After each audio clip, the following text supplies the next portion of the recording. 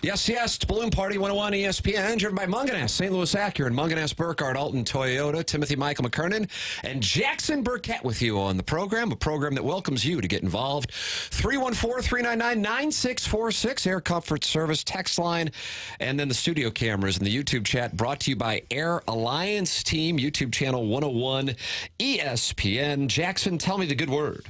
Well, how are you, Tim? Wonderful. What's the good word with you? All's good. Turn 26 years old tomorrow. How about that? What is on the agenda for this birthday gala? Yeah, it's a good question. Did a lot of celebrating over the weekend. It was a good weekend to celebrate, you know. Weather was pretty decent. Daylight savings time got that extra hour. So tomorrow I'm hoping to play a little bit of golf. Oh, yeah, where are you going to play?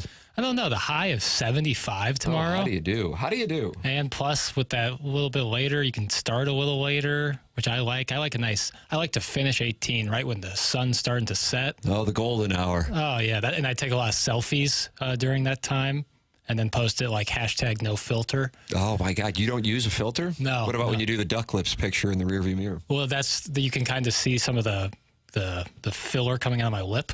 But there's nothing wrong with that. Oh, you're leaking filler? Oh, yeah. But that's a quick patch job in the morning, and that's no problem. And then I post it on Instagram and say, yeah, #NoFilter. Yeah, that's nice. Yeah, the raw version of me. Should I take an Instagram? I haven't posted Instagram pictures since, I think, me and my wife and Lisa Ann. Yeah, I think you just take a quick... January of 2023. I think you just take a quick selfie right now and say... How do you do the duck lip thing? You watch on YouTube. Kind of like purse your lips a little. I can't do it with a straight face. I'm breaking character. It hurt my back when I started laughing like that. And then I don't know how many people I even have who follow me on Instagram. I'm not real active on social media. Right. But the couple hundred people who've known me forever will be like, oh crap, he got into the cocaine. Be like what happened? And then you break it down, and then you put the call-in number under it. Got some thoughts on the Blues and Bruins last night. You'll want to be listening to 101 ESPN now. Are you going to do it? You can't do it. It's too funny to do it like that. I can't stay in character. I can't. I break. I Jimmy Fallon. I think I could take a regular selfie, but if I'm actually pursing my lips like that, there's no way I could do it. There's just no way. And then post it on Instagram. I did change my profile picture on Twitter to Jake Gunsel. Formerly of the Penguins. Yeah, now Carolina Hurricanes. Wow, said with such confidence. Yeah, they're good, right? They're bringing it this year. What about the Blues? Yeah, beating the Bruins, beating the Bees, W versus the Bees. I got to be honest with you. Yeah, please. Because it's, what is this called? Honesty in media? That's right. I had diversified my golf wagers this weekend, took a hit. I did have Will Zalatoris to win, which would have been a handsome payout. And on Saturday afternoon, he was up by 5, looked very nice. And then he somehow lost by 6. But, and then a bunch of top 10s and top 5s, just for the hell of it, just 'cause I'm bored. And none of them hit. And I'm like, I owe my guy some money. And I'm like, God, the Bruins against the Blues, but it was minus 250. Bruins were minus 250. Minus 250. Oof. And I'm like, I just can't. Yeah. But I'm like, it's as close to a sure thing as you'll find. And the Blues were plus 200. And if I would have went that direction, would have been handsomely rewarded. It was sweat-free, by the way. Yeah, they smoked them, from the get-go. I don't know if that was a case for the Bruins with the Blues and the Blue Jackets right before the All-Star break when the Blues were still in the playoffs. I mean, by definition, they are. What's the percentage of the Blues making the playoffs per money puck? 3.8? I think it's 3.7%. 3.7? Yeah. They're 6 points back of the Golden Knights, but the issue is there's a bunch of other teams right there with the Blues, and then the Golden Knights have a game at hand. I mean, listen, I would love it. I would love to sit here and tell the audience, hey, you never know. Remember the Cardinals 2011? But I can't in good faith do that. Yeah, I feel you on that. But had I had that blind optimism, I could have thrown something on the Blues and gotten 2-1 on my dollar last night. Yeah, but that's before the game. How you get up? Now, my question to you is think through some of the guys on the team, maybe not named Robert Thomas, who knows that their position is solidified, and I guess Jordan Kyrou by extension because of his contract. What do you think the mindset is for guys who are kind of in this weird spot where your team's kind of still in it, but didn't do anything at the deadline, sell or buy wise, to make a change? You know, the thing is, and so I could be off on this, but I would imagine if we had somebody who played, and I'm not talking about like had a cup of coffee, but like had a career in the NHL, Major League Baseball, NBA, NFL, whatever. As much as you want to win, it is your job. Right. And it's not like said job with like honor. It's how you make a living. Mm-hmm. And for most people, especially on the Blues right now, they're not in a spot where they get to shut it down whenever their time is up. Don't get me wrong. Robert Thomas and Jordan Kyrou aren't going to have to work. Jordan Binnington ain't going to have to work. But, you know, there are a number of guys who are still fighting to either make sure they have a job next year, whether it be with the Blues or somewhere else. And so while fans and somebody such as myself look through the lens of going, oh, you know, they're probably playing out the string unless they, rattle off 5 or 6 in a row. For them, it's still a job. For Bannister, he's trying to get the job. Yeah, right. So, you know, I'd really be curious how that, happened last night for the Bruins and then how that happened for the Blues, like psychologically. I know there's no way to get that information. I don't even know what the information would be that we'd be looking to quantify. But when something like that happens, and it's the kind of loss that I don't know. I don't know if the Celtics played last night. I have a feeling you may know. Oh, you don't know? Wow. And, in New England, they're probably talking quarterback situation realistically on Boston Sports Talk Radio, and they're angry at the Red Sox. So I don't know if a loss to the Blues when the team is going to go to the playoffs, is getting that much attention. I don't know how much hockey gets in that market anyway when you have the NFL and you have the Red Sox and you have a great Celtics team, realistically. They won last night. They did. There you go. Beat the Blazers. I don't know what the psychology is to allow that to happen, because I feel like they could play 50 times and I'm not sure the Blues would beat them 5-1 or a 4-goal margin in general. Right, yeah. See what I'm saying? Not just beating them, so but it was like the major outlier, and it came on the heels of one of the Blues' more rough outings, the 4-0 loss at Madison Square Garden on Saturday night. Yeah, especially on the tail end of this road trip too, for like the Blues to have a performance like that. It had it looked, again, if the number weren't as ridiculous as it was, minus 250, and you start to see some really ridiculous money lines at the end of the season, right? Where you have teams like, I guess, like the Blackhawks that are just kind of, floating along to next season, going up against a team that's fighting for its life, or one of the dominant forces in the NHL. So let's say the Canucks are playing the Blackhawks in Vancouver. You'll probably see like a minus 250, minus 300 line. You'll see a bunch of those. And of course, the underdog will win, as we saw last night. It does happen. It isn't like Appalachian State and Michigan in 2007. It happens more commonly in professional sports. Probably doesn't happen as much in the association. I'm actually activating NBA talk here. Well, I was kind of wondering that. I was thinking to myself, like, would hockey be the game where the gap between the best teams and the worst teams is the smallest? I think baseball has the most random, but again, there's also so many more games. Yeah. Yeah, totally. But we had the weird statistic, it was last year or 2 years ago, that the Pirates swept the season series from the Dodgers. 6-0. I mean, what in the world? Totally. And there was always the famous stat of like Adam Dunn was like a super mediocre, like down the middle of the road hitter, except against Clayton Kershaw, he was Mickey Mantle. And like, that's just like, I guess it's like kind of one of those things. But I would think that hockey, just based on like, we've seen 8 seeds take down 1 seeds, and it's not uncommon necessarily in 100%. hockey, where it's very uncommon in basketball, certainly football, baseball to a lesser extent, but there's a lot going on there with the MLB playoffs. Right. It was one of those numbers where I go, minus 250, I'm not messing with that. And then I go, God, it's the kind of thing where everything is pointing at the Bruins winning this thing 5-1. And then the Blues go out there and put up the kind of performance they put up. Listen, got the Kings tomorrow, would love a sweat. Yeah. So you kind of feel like as a fan, you're freed up. At least that's how I feel. Like you're not expecting it. So if they go on a run, great. Otherwise, I'm accepting of the fate. It's just going to be super mathematically tough. Again, Money Puck has the Blues at 3.7% to make the playoffs. Your thoughts, welcome, 314-399-9646, Air Comfort Service text line.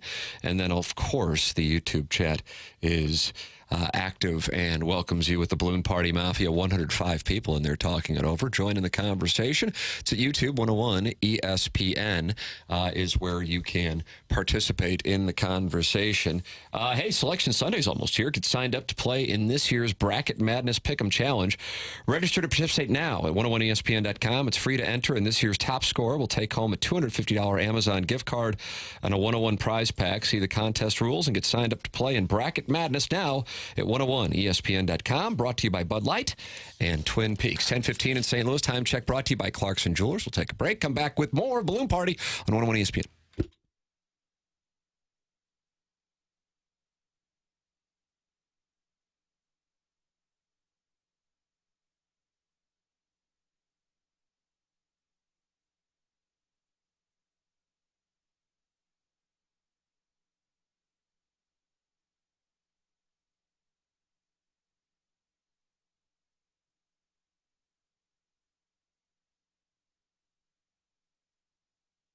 Munganess, St. Louis Acura, Munganess, Burkhardt, Alton Toyota, the place I go to get my cars, the place I welcome you to go to get your cars as well. Online, it's stlouisacura.com and altontoyota.com. It's Munganess to get a new car, to get a pre-owned car, to buy a car, to lease a car. It's all there for you. Jamie Burkhardt, Clayton Patterson, and Peter Munganess will take wonderful care of you, just like they have done for me and my family and many of our listeners on Balloon Party and TMA and the Tim McKernan Show podcast. Furthermore, if you want to get your car serviced, you can do so even if you didn't get your car from Munganess. Ryan Seiberg and his service department team will take great care of you there as well. stlouisacura.com and altontoyota.com. Experience the service department at Munganess, St. Louis Acura, and Munganess, Burkhardt, Alton Toyota. They give a secret number out for our listeners, and that number is to call or text 314-252-0029, or just go online at stlouisacura.com or altontoyota.com.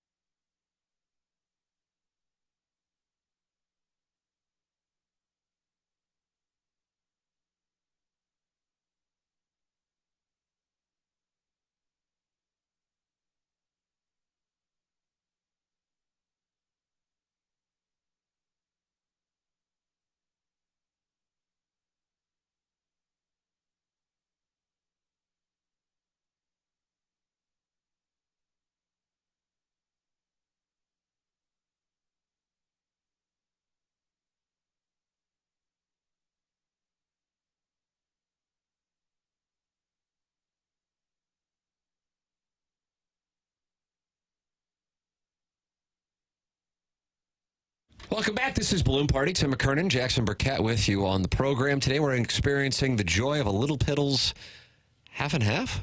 That's right, Tim. That's Hot absolutely. Blues and the win last night. In the first segment, you can podcast anything. Dobbs Tire and Auto Center's podcast. Jackson, question 2 is coming your way right now. That's right. The Athletics' Jim Bowden has the Redbirds finishing 4th in the NL Central. 4th. Well, it's a tough division. Rigorous, right? It seems like the Reds are like the consensus pick from these All analysts. I can tell you is my daily fantasy wizard projections guy has the Reds as the best under bet. Oh, wow. Okay. Yeah. I like to the hear projection is 82 wins for them, and he's got them winning 76. And he says that is the biggest discrepancy on the under that he has. that. Yeah, and certainly in the division like the Central, the NL Central, everything is on the table. The Pirates somehow could finish first if, Aroldis Chapman could find the heat. With the biggest question for the Cardinals, according to Bowden, being if the Stars can back up Sonny Gray. I think that's a fair assessment there by Jim Bowden. If the Cardinals have another stinker of a year similar to 2023, where it seems like they can't get anything going, do you think we will see a real drop in attendance, and how will the front office handle that?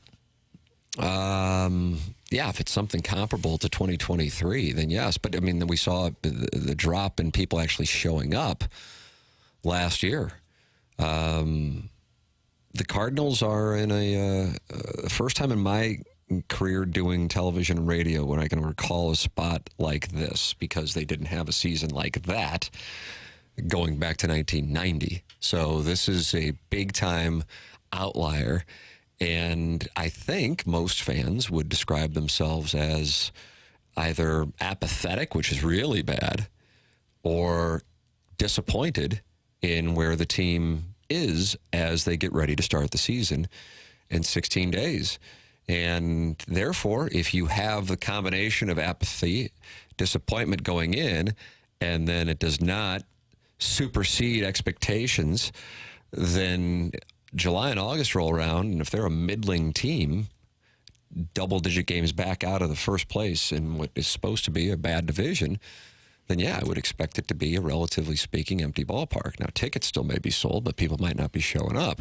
And you can say, well, they still get the ticket revenue, and that's fine, but then they don't get the concession revenue. So that does count.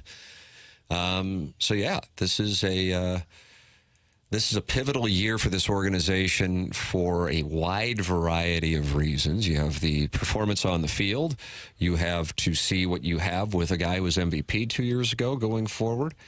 I'm really just confused by the Nolan Arenado situation. I don't know what to, and by that I mean, I thought all he really wanted to do was win, and I'm not saying that he doesn't. I just would think he would be more irritated by what they have/haven't done since he decided not to opt out in October of 2022. And then along those lines, what the Cardinals off the field issues will look like with regard to the television contract. So all of those things are playing into big-time question marks for the organization. Yeah, and that's the other thing, too, is like, let's say they get into a position where they are 4th, double-digit out, and then trade deadline rolls around.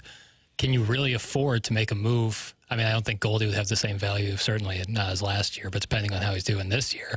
But Arenado, like, if you trade Arenado, how are you planning on bringing people in when the TV money is such a question mark, and attendance, like you said, ticket sales and attendance, two different things. Attendance is super important. I don't know what you do. Like we've said, you're stuck in this like hybrid neutral mode where you can't really sell off great assets because those bring people to the ballpark, and you can't really acquire them either because that's a lot of money coming out of your pocket. So I don't they kind of have to be good this year. Like it kind of has to work. I'm of the opinion that in St. Louis you could trot out a rebuild, and people would be maybe at first against it, but over time get on board with it, as opposed to this kind of, well, we're going to try and stay in, but also kind of try and turn the page. I mean, if what they did with the free agent market this year doesn't tell you what the move is, then you're just not paying attention. They're clearly making themselves as fluid as possible by not signing long-term deals. Yeah. They signed 3 starters for $105 million, and yet they only allocated 5 years as far as contracts go that they're committed to. Yeah. 1 in Lynn and 1 in Gibson and 3 in Gray. That's it. That is super difficult to do when you're rebuilding 60% of your rotation with 3 veterans. But that's what they did, which tells me that they want to maintain flexibility, which, again, I understand. And so I'm not angry about this offseason. What I am angry about, I don't, angry isn't the right word, confused by, is I just think more transparency and talking to fans perhaps on an even level as much as possible. I realize some things have to remain proprietary, but say, hey, here is the reason, for a couple of things going on. And yes, I realize it hasn't been successful to the tune of what our expectations are, without winning a pennant in more than a decade and a World Series in 13 years. But here is what we are thinking. Here is why we're doing what we're doing. We also still think that this team can be successful this year, and it's not going to take like crazy things to happen for us to be successful this year. And I would agree with that, again, in part because of the division that they're in. But I just think there is a real frustration among Cardinal fans by the moves that were made and or the moves that weren't made over the last 2 off seasons in particular. But I think the body of work going back really since 2019 into 2020, that's where it started for me. So pre-pandemic, it started. Yeah.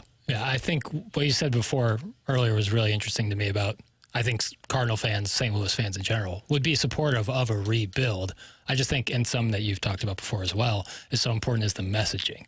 Like if you go into a rebuild messaging it, like trying to cover it up, like, no, this will be competitive again here real soon.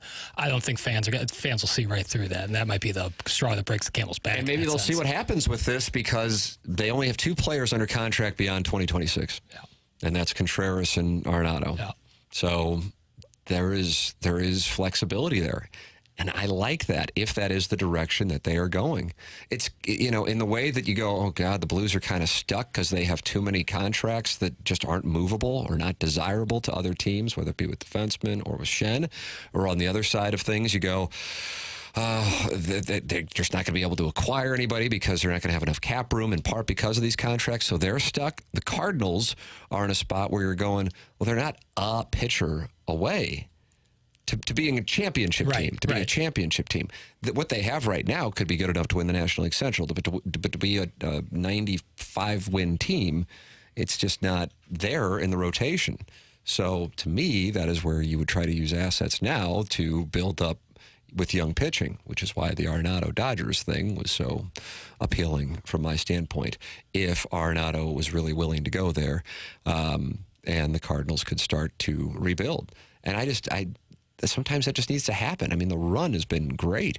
And by the way, and I'm saying this in a year in which I expect them to win the division. So it's a weird deal. It's just, it's like when the Rams were competitive in the NFC West in 2010 with the Seahawks, and both teams, I think, were under 500 going into the final week of the season. Charlie Whitehurst. Charlie Whitehurst, yes, that game. So it's not like a... they can't win a division. Well, when they were winning the division, when the Pirates and Cubs had won 97 to 98 games in 2015, that was winning a different caliber division than what at least I expect this division to be. And I think around baseball, those are the expectations. In other words, if you could take any of the 5 teams in the National League Central and set the over-under of 92.5 wins, and you could get any of the 5, where would you go? Taking the under of any of those 5? You could take. Will any team in the Central win more than 92? I would not bet on it. See what I'm saying? Right. But then, what would you say in the East? Either East. What would you say in the West? Either West. It's likely that maybe multiple teams do. So that's what I'm saying, and that's a different. And then, of course, the American League Central has the same kind of thing going on. Right. So it's a different bar. But what has irritated me, and this goes back, was up until last year, you were hearing, well, we made the playoffs in 19, 20, 21, and 22. And I'm like, you did, but now this reminds me of when college football coaches would talk about going to bowls. Yeah. And you're using a barometer that used to measure success, say, in the 1980s, to apply it to mediocrity cloaked as success in the 21st century. And now you're BSing me, and that just kind of bores me. It's back to messaging. Yeah, that's right. 10:29 in St. Louis. Time check brought to you by Clarkson Jewelers. Second half of Balloon Party coming your way, and the Little Piddles half and half. This is Balloon Party on 101 ESPN.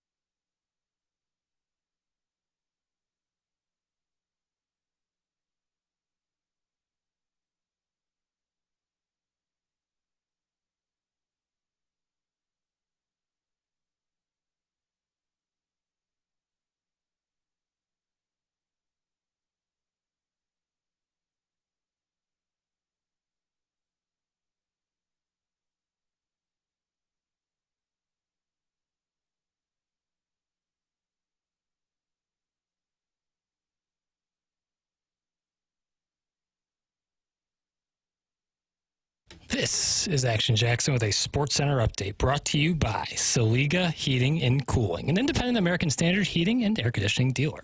The Blues win last night, defeating the Bruins 5-1. The Blues are back in action tomorrow, taking on the LA Kings. You can catch that game right here at the home of the Blues, 101 ESPN. Pregame starts at 5:30, and the puck drops at 6:30. And last night in the NBA, the Nuggets defeat the Raptors 125-119. Nikola Jokic with 35 points, 17 rebounds, and 12 assists. That was another Sports Center update brought to you by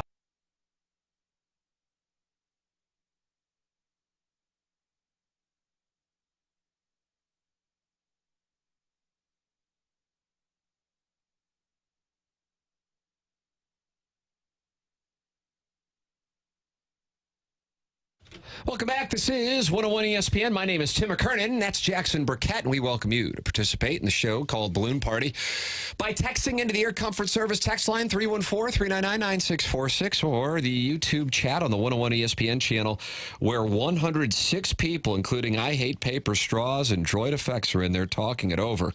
And that is where you can talk it over as well. It's the 101 ESPN YouTube channel. Jackson is doing this Little Piddles half and half.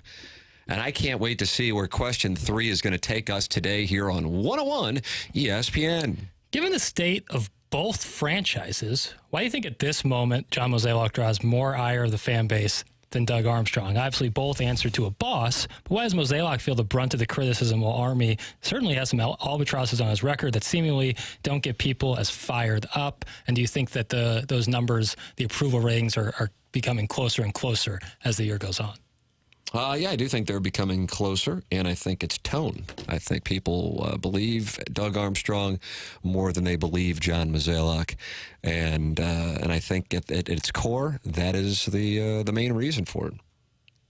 Yeah, I get that. I would tend to agree. It's the way you told, like Mozeliak had audio where you have to get to October to win October. Oh yeah, and while like obviously that is correct, feels like it's like, yeah, I mean, we understand you have to make the playoffs to win the World Series. Like, you're not necessarily creating some new formula here. We understand that, but I feel like there's not like a recognition of fault. And I feel like more so Doug Armstrong is willing to admit fault quicker than the Cardinals front office. And maybe I'm off in that assessment, but that's just kind of where I feel some of that disconnect comes from. Yeah. Yeah, I totally feel that. Tim, we're also on the anniversary of the NCAA canceling their men's and women's basketball tournaments due to COVID in March of 2020, if you can remember back to those days. When you look back at that time, can you recall your reactions in the moment and the confusion around it? And in the annals of history, how do you think the post-COVID athletics will be viewed? Oh, Jackson, 4 years ago today, I was on the golf course at PGA National, home of what was the Honda Classic, now the Cognizant Classic. And if I'm not mistaken, Hideki Matsuyama was the leader after one round at the Players. The Ivy League was the first league to shut down. Mm-hmm. Then I think San Francisco shut down, joining adjacent Santa Clara. Yeah. When they shut down, and then the NBA shut down. It was all happening March 11th, March 12th. Yeah. 4 years ago. March 11th, I remember them taking the players off the floor in Oklahoma City and like telling fans, you got to leave. And everyone's like, what's going on? I wonder how those of you listening and how you feel. Uh-huh. Because we all lived it. I mean, even if you're 14 and listening to this, you can remember when you were 10. Mm-hmm. And I realize that certainly is going to be on the low end of the bell curve of those listening. So most people probably older and can recall it. And it's almost like a time that I feel like, I don't know if it's subconsciously that I've blocked out, even though it wasn't that long ago. Yeah. But then I'll see things pop up. Your Instagram account, St. Louis Starter Packs. Yeah, I saw you did a little tribute to it this morning. Did I? And was it like South County? South County on a trip to the lake for a bachelorette party? No, it was not that. It was, let me get through this Ella research. She's back, right? Yeah, she's been. I'm thrilled about it. I think it was some collagen, though. Oh, no. Let's see what we got here. Darkest depths of quarantine starter pack. Sourdough bread starter. It was Tiger King. Boy. The guy who went through a lot of husbands, like in Oklahoma or something, yeah. with cats. The Last Dance, and all shows we're doing were breaking down The Last Dance. Yeah, like the game from 1991 just happened. Oh, my God. Like I said to Rockio and Brooke when I came in here, I said, I don't know how you do it for 3 hours right now. I got to be honest with you. TMA, I can do 20 hours of TMA. Right. Like if they said, hey, we need you to do 20 hours today, I'm like, all right, I won't mind it. Yeah. And I could do Tim McKernan show all day long. But if I like had to talk sports, like sports, I'd be like, maybe somebody else is interested. If I had a good quarter century run, I don't really need to do it anymore. Yeah, you were talking like you're making up lists. Games and talking Last Dance. Yep. And that's what it was. What else did you put on this starter pack that I saw? Zoom, guys struggling with Zoom. Still to this day. The one that really hit me was the parade for birthdays. Now, see, you don't have children, so you didn't experience this. And I, at the time, my son was turning 3 in August of 2020. And like you'd drive by with like banners and balloons. Oh, that gives me like, I hadn't thought about it, but your starter pack triggered me to think about it. Dave Portnoy doing unboxings. I never really watched those, but I guess that was a thing. Zoom happy hours. So you posted somebody with a little snifter. Yeah, people were doing some real drinking back. That was the time people were really getting some drinks. See, we were doing the show from home. Well, you weren't on TMA at the time, but we were doing the show from home. And I guess, when you have a 2.5-year-old, you don't really, you're not really doing much anyway, right. Socially. So it was like, all right, we're already kind of in this mode. But yeah, 2020. And then like, I think of like whatever this thing is that's up here right now. Oh, Athletes Unlimited, Tim. Okay. That's what it looks like, the bubble, though, to me. It does. The NBA bubble in the background. Yes, it has big bubble so it's vibes. like a flashback of it. The Blues playing in that bubble playoff series. Yeah. Like, I barely remember it. Maybe I'll do it for you, by the way. I think I could flawlessly give you going. But the one that might trip me up is that thing in 2020, because I don't even think I watched it. I guess I did. I think they only played.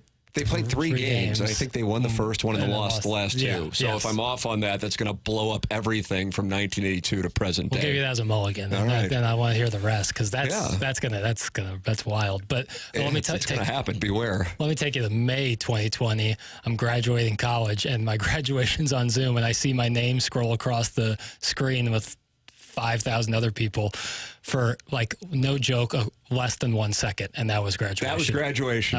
Now, how does it make you feel that I actually have 8 hours left at the University of Missouri, and yet I walked? It stings a touch, but to be fair, a year later, they let us come back and walk. You did walk. But it was, like, separated, like, it was very few people, and they limited how many people you could bring, and it was, like, a weird time of the day. I also feel like I kind of got a shortened version of the pandemic, because my wife and I and our one son at the time, we just left St. Louis right after Christmas, like literally December 26th of 2020, with the plans to just be down there for spring training. We were going to stay down there for 3 months, and then we wound up staying there through the middle of June. And you had started on TMA at that point, right? Nope, not till December of 2020. Yeah, but that's what I'm saying, December. And so I remember the second night we were there was a place for those of you who go to spring training. I'd like to recommend it, Rocco's Tacos. And I think that, my wife and I went there, and I'm like, oh, well, we're wearing masks because we're in. So our experience for, I don't know, when did you start in your mind? You start the pandemic March 12th, 2020, March 11th, 2020, 4 years ago. Yep.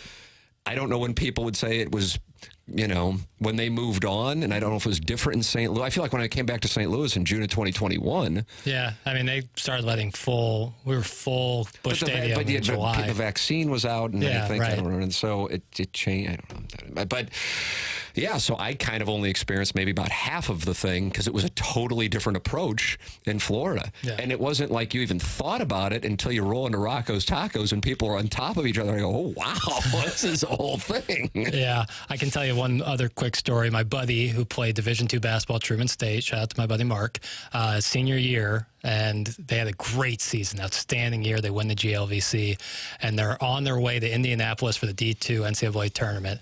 They drive 8-9 hours to Indianapolis. They get to Indianapolis, and the coach gets an email saying tournament is canceled. Oh, and God, they don't even get out of the bus. They just turn it right back around and just right back to Kirksville. Oh. Brutal. Like all day they spent in that damn bus. You know, it's D2. They're not getting world-class accommodations here. And they have to turn around and go right back to Kirksville because the season shut down. And they would have done real damage in that tournament, too. I just kind of, I don't know how other people feel if you just kind of block it out. I mean, we know it happened. We lived through it. But it was, you know, it's a weird, like, I remember really these things. time. I remember going to, like, I have 3 siblings, and so each one of our families came over at separate times, I think, to my parents for Thanksgiving and for Christmas, and then, like, the birthday and the cars driving by. But I hadn't thought about it until you posted that from your Instagram account. Well, I'm doing great work there. You are. All right, I'm going to attempt to, and I'm telling you, I mean, I feel very confident that I'm going to be able to go through every Cardinal playoff series with the results going back to 1982. Now, I realize the audience has to operate in the trust tree. It's blood oath. If I say I'm going to do it, I'm going to do it. There's no way in the world I'm going to try to cheat because honestly, I don't care that much. But if you want to bet, I think I can do it. I don't think it's going to be a sweat, but I haven't really gone through the playoff series in my mind, but I'm just pretty sure I can do it. This is 42 years of baseball here. Yeah. There's a lot of playoff appearances. Cardinal playoff series. Yeah. That's what it's going to be. I'm not going to ask you to be like the baseball almanac here and tell me the results. I'm going to try and do it on the other side of the break. Let's see. It's coming up next. This is Balloon Party.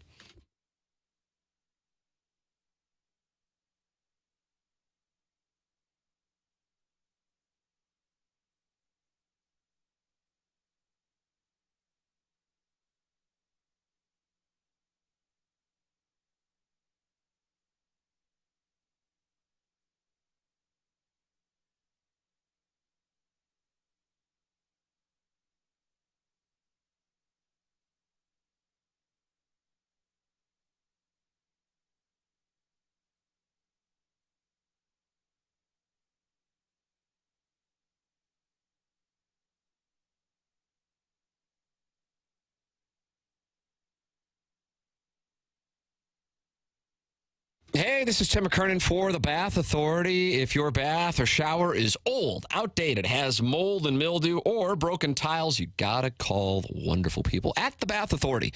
The Bath Authority provides the highest quality bathroom remodeling products along with a world-class customer experience. Their modern, durable tubs and showers are designed with an exclusive high-tech polymer liner. And what that means to you is it'll be low maintenance, resistant to mold and mildew, easy to clean, and it'll last for decades. Plus, it comes with a lifetime warranty. So here's what you got. Call today, 314-347-0410, and you get $1,000 off a new shower or bath, plus 36 months of interest-free financing. You are their priority at the Bath Authority. Elevate your bathroom to a new level of luxury, style, and safety. Call today, 314-347-0410 to schedule your free in-home estimate today and get $1,000 off a new shower or bath, plus 36 months of interest-free financing. TheBathAuthority.com. A better bath awaits.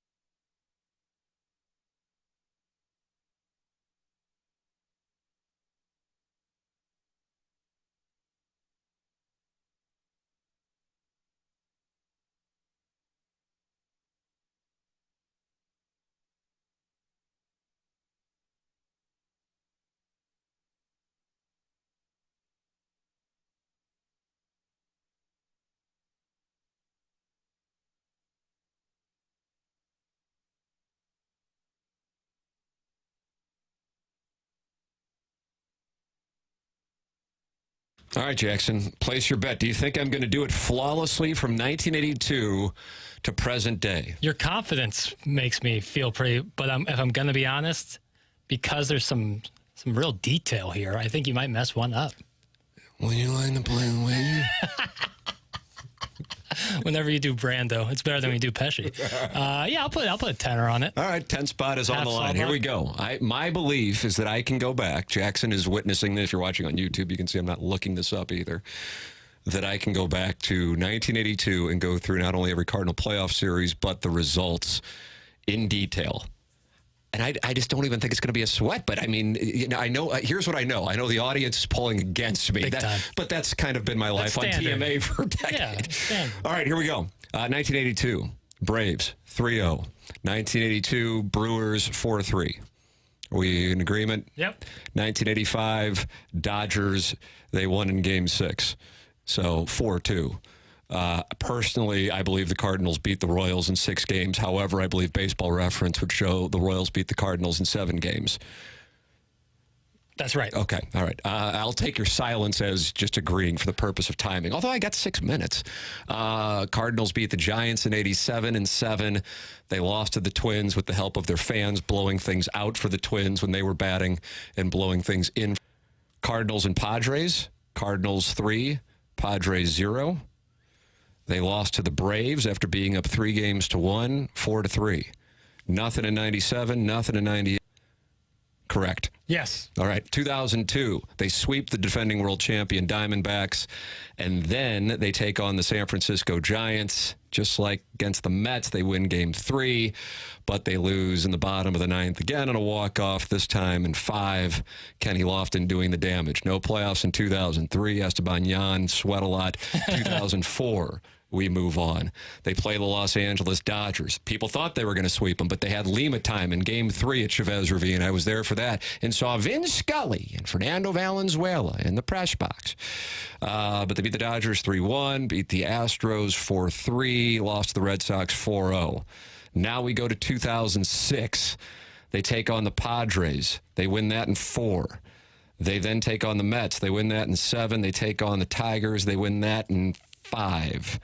Now we don't have anything in 07. Cesar Arturas, we did have that. And what a lovely shortstop he was. Thank you for saying it. 2008, nothing doing. 2009, one of the best Cardinal teams that's forgotten. Swept by the Dodgers with the Matt Holliday dropped ball in the 9th inning of Game 2. 2010, nothing doing minus Johnny Cueto's kick to Jason LaRue's head. 2011, let's go win a World Series. Jackson, how does that sound to you? Sounds great to me. All right, 5 games against the Phillies. Then they take on the Brewers. They got them in on the road, so that was 6. And then they took on the Texas Rangers. David Freese had a lovely evening, and then the Cardinals won it at home, Game 7. 2012, they had the game that was a controversial ruling, but everybody in St. Louis agreed with the ruling against the Braves to get them in.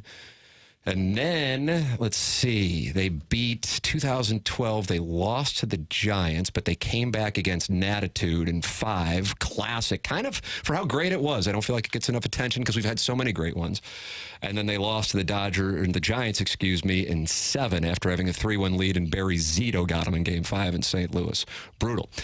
2013, they go to the World Series, but they lose to the Red Sox, so let me take it back. They beat the Pirates in 5, Adam Wainwright doing the job. Then they beat the Dodgers in 6, lost to the Red Sox in 6. Yep. 2014, Matt Adams, Clayton Kershaw, how do you do? They won that one in 4. Yep. Because if they would have lost and Adams hit the home run, they were probably going to lose going back in 5. And then they lost to the Giants. And that was when Michael Wacha appeared, and he hadn't played baseball in 17 years. But he came in with the series on the line, and that was Game 5 against the Giants, and that wrapped things up. 2015, they lost in 4 to the Cubs, and that wrapped it up. Nothing doing in 16, nothing doing in 17, nothing doing in 18. In 19, they won in 5 against the Braves, got swept by the Nationals. 2020, they lost in 3 to the Padres. 2021, 1-game playoff loss to the Dodgers. 2022, it was a very brief appearance, 2 against the Phillies, and that'll wrap the whole thing up. Yeah, you nailed it. Venmo me that S. Lord. It was sweat-free, too. Yeah, there was like no hesitation. That's the thing. I don't think people realized how great I was, but maybe you do now. That's certainly a peek behind the curtain of something. I don't know what it is, but... And the thing is, all I want to go to, and I always want to go hit 50-yard golf shots for like the next 8 hours. I mean, this isn't healthy. I'm not saying you want to be this. No. I'm just saying I am this. We got to go. BK and Ferrari are up next. Jackson does not Venmo me the $10, though. I want that known. It'll be delivered. Oh, people are saying I missed 2005. Oh, then let me make sure I go back and do it. 2005, Jackson. That was the Padres and the Astros debacle. And the Astros, let's see, they lost in 6. Yes. Okay. God bless America. And they swept the Padres before The that. Padres, and then we thought after the Pujols home run that they were going to, I truly thought, it was like the Blues thing last night. Oh my God, the Bruins are going to beat them. And then in the case of the Cardinals coming home, and it was Roy Oswalt and Mark Mulder. Sweat-free closing out Busch Stadium 2. All right, we got to go. BK and Ferrari are up next for Jackson Burkett. I'm Tim McKernan. This has been Balloon Party on 101 ESPN.